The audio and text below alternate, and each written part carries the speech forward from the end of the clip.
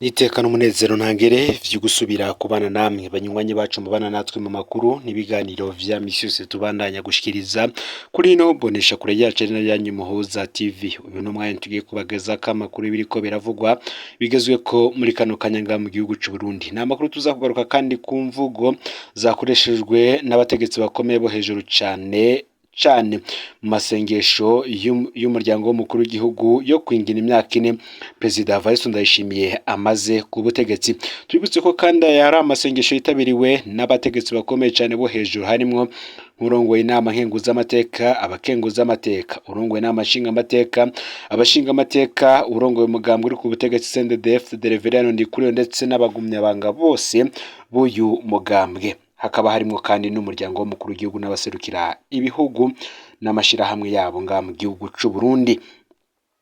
Aho uri hose rero ndagwaye kaze murano makuru, mwe mubandanya gukurikirana amakuru n'ibiganiro vyacu mwerere ngaha mu gihugu c'u Burundi, mu buseruko, mu manuko, mu burengero, mu buraruko, mu karere ka Afrika y'ibiyaga binini, ku mugabane wa Afrika ndetse no mu makungu ya kure. Varisito Ndayishimiye akaba agereranya ibihu Burundi burimwo n'ivyo abanyisiraheli barimwo bava mu Misiri.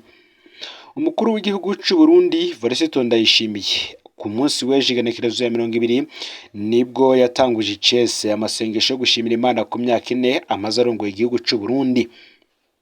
Aya masengesho y'imisi 3 ariko arabera ku mugwa mukuru wa komine Nyabihanga Imwaro. Mw'ijambo ryo kugurura ayo masengesho Perezida Varisito Ndayishimiye yagize akaba ariho yageranije Uburundi n'igihugu ca Israeli ko ibihu Burundi burimwo muri kino gihe bisa n'igihe abanyisiraheli bava mu Misiri bagana mu gihugu ciza Imana yabateguriye. Aha niho havuye ko Perezida Varisito Ndayishimiye yasavye abarundi kutihebura nubwo igihugu kiri mu bihe bigoye. Umukuru w'igihugu c'u Burundi agatanga icizere afatiye ku gihe abanyisiraheli bava mu Misiri iyo bari bagizwe abaja bakagira urugendo rw'imyaka 40 bagana igihugu c'isezerano. Ico gihe abatagamburukiye uwabatwara ari we Musa bose barahanywe, mbere nawe nyene ahava arahanwa. Ngo rero ukurikije ibihe igihugu kirimwo cane iduga ry'ibiciro ndetse n'ibura rya bimwe mu vyankenerwa, umukuru w'igihugu Varisito Ndayishimiye we yasavye abarundi ko borema. Umukuru w'igihugu yabasavye ko borema, akemeza ko mu gihugu hari ikibazo c'amafaranga mvamakungu gikwega ubukene bw'igitoro, ariko ngo ntivyotuma abarundi bihebura canke babifate nk'inyendamuvano yo kugarariza. Ati kurya abagararije Musa Imana yabahanye, no mu Burundi rero niko bizogenda. Urongoye ishiramwe Parsem Faustin Ndikumana aherutse gutangariza ikinyamakuru kimwe gikora mu Burundi ko kugira hagire igihindutse kuri leta ya Ndayishimiye bisaba gukosora amakosa yabaye kuva ashitse ku butegetsi. Varisito Ndayishimiye kandi yihanije abategetsi bamwe banka kwakira abanyamitahe babaje gushinga amashiramwe n'amahinguriro mu Burundi kuko ari ingendo isubiza inyuma ubutunzi bw'igihugu. Ni mu gihe kandi n'umutambukanyi wahoze ari umukuru w'igihugu c'u Burundi mwisi Petero Nkurunziza, Denise Nkurunziza Bucumi, nawe yafashe ijambo agira ico ashikirije. Mu vyo yigishije ku bijanye no kutibagira Imana yakuye Burundi kuko abarundi boca bahona. Kuri wewe ibibazo abarundi barimwo ngo nivyo kubigisha no guca bugufi, bityo ko kwigumya ntibahave bagumuka ku barongozi ari wo muti ibibazo byose biri ngaha mu gihugu c'u Burundi, ko abarundi bategezwa kumvira indongozi zibatwaye uhereye ku mukuru w'igihugu abashikiranganje ndetse n'abandi bose bajejwe amabanga mu gihugu yo gutwara igihugu. Aya masengesho akaba baye kandi murantunge aya majambo akaba aja kurikira amajambo yatangajwe na Perezida Varisito Ndayishimiye ku igenekerezo ya 19 ruheshi umwaka w'2020 avuga ko abarundi ari ntashima. Aha umukuru w'igihugu yavuze mu Kirundi gusa, ururimi kavukire rwo mu Burundi, mu ijambo ryashikirijwe ku radio n'imbonesha kure vy'igihugu RTN biranashikanwa no kuzindi nsamirizi zo mu gihugu. Muri iryo jambo ryamaze iminota 27 Varisito Ndayishimiye yagarutse ku vyo yari yemeye mu gihe cyo kwiyamamaza kubwiwe abona ko yabishikije. Yahaye agaciro k'imyidogo yabo arongoye. Uti ikindyohera ubu nuko mu myidogo abantu bavuga bati dukenye iki, ariko ntibavuga bati turabuze amafaranga yo kugura ico kidandazwa babuze kandi ico kidandazwa sico mu Burundi kiva hanze y'igihugu, niko yatangaje. Yaragirije ati ubu umurundi wese agomba kuronkera vyose umwanya umwe, nico gituma twoshobora kuvuga ko abarundi ari ntashima. Kubw'umukuru w'igihugu c'u Burundi, abarundi bariko barubaka amazu meza, bambara ivyambarwa vyiza kandi barafungura bagahaga. Uti abujuje amafaranga mu mifuko yabo nibo bagomba kubaho nk'abaganwa mu kugomba kwiyunguruza hakoreshejwe uburyo busaba ibitoro vyinshi. Bagomba kunywa inzoga ziva mu mahinguriro no gupfungura ibivuye hanze y'igihugu kugira ngo berekane ko bateye imbere, niko umukuru w'igihugu Evariste Ndayishimiye yavuze. Kubw'umukuru w'igihugu hariho abantu ngo bakora ibishoboka vyose kugira ngo bagumure abanyagihugu, bagararize inzego. Nivyo ko hari imyidogo aha na hariya, ariko iciza nuko dusangiye umubabaro. Ubwo buzima bwiza twipfuza na jewe ndabukeneye nubwo ntabushikako. Ngo ubu rero ko dusangiye ingorane ntibadutume duta ubuntu, kuko kugira ngo utahure uburemere bw'umusaraba wikoreye imbere yo kwagiriza abandi, ni vyiza kubanza kubona umusaraba bikoreye. Niko yongeye ko mu vyo yavuga. Yaranasubiriyemwo aravuga ati muzobona umuntu ababwira ati ni gute tuzova muri ubu bukene, mbega yahora atunze yahombejwe n'iki ngo umuntu ntazokwigira aronka ibimuhaza. Umukuru w'igihugu c'u Burundi kandi Evariste Ndayishimiye akabona ko yatoranye igihugu catawe mu manga n'imyaka myinshi y'intambara, iyo ikaguma ari ingorane ikomeye mu iterambere ry'ako gahugu gatoyi ko muri Afurika y'ubuseruko. Kubw'amajambo yiwe, kubwiwe ngo abakozi ba leta yabogoje canke yirukanye barahungabanya umutekano n'ubutunzi.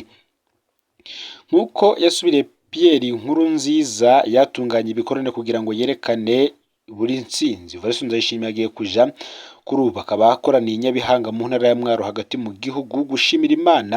Amasengesho azomara iminsi 3 yatanguye ku munsi w'ejo igenekerezo ya 20 akazohera ku igenekerezo ya 22 ruheshi umwaka w'ibihumbi 2024.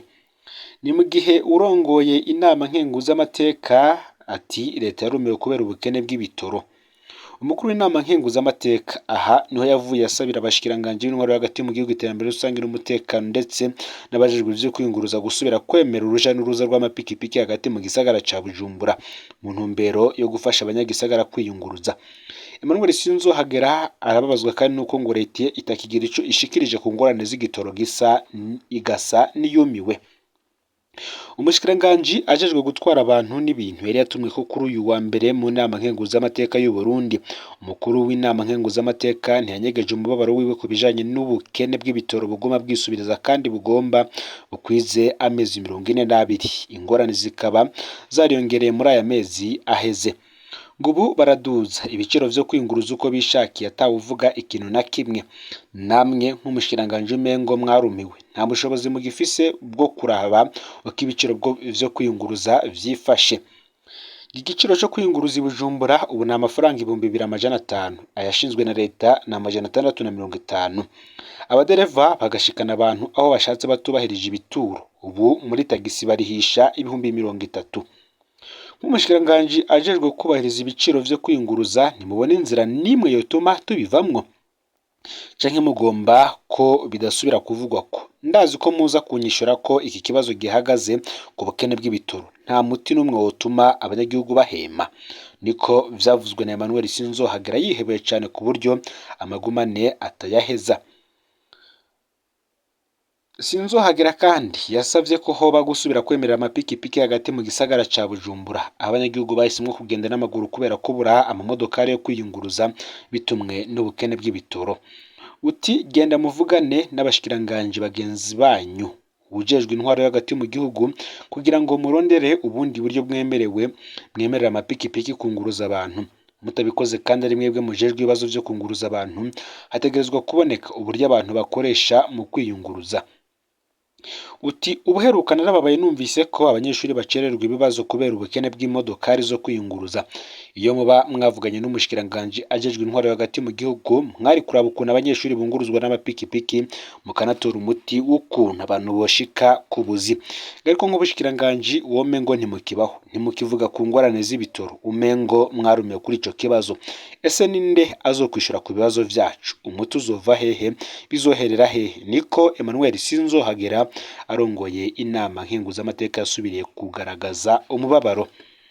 Abakoresha imbuga ngurukana bumenyi benshi barashimye amajambo y'umukuru w'inama nkenguzamateka y'u Burundi, abandi babona ko ari amakinga ahubwo yategezwa guhabwa uruhusha rwo murantungi ko amakinga nayo yategezwa guhabwa uruhusha rwo gushika hagati mu gisagara kuko amapikipiki nayo nyene anywa ibitoro.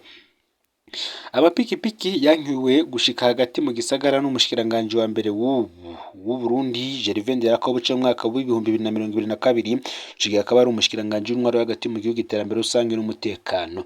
Mu ndwi iheze niho humvikanye imvugo y'umukuru w'inama nshingamateka y'u Burundi Daniel Geras Ndabirabe, aho yagabishije ko hashobora kugaruka igihano co gupfa ku bantu bahungabanya ubutunzi bw'igihugu, akagiriza bamwe mu bashingamateka n'abadandaza kugurisha igitoro mu gihugu c'u Rwanda gutyo bigakena mu Burundi. Ni mu gihe abaharanira agateka kazina muntu n'ak'ubutunzi badahengeshanya gusaba umukuru w'igihugu abamwegereye badasiba kuvuga ko habaye impinduka nziza mu bisata bitandukanye mu buzima bw'igihugu mu myaka 4 amaze ku butegetsi, gutuma ko inama rukokoma mpuzamakungu mu ntumbero yo gutorera umuturama kuri ico kibazo, ariko bikaba ivy'ubusa.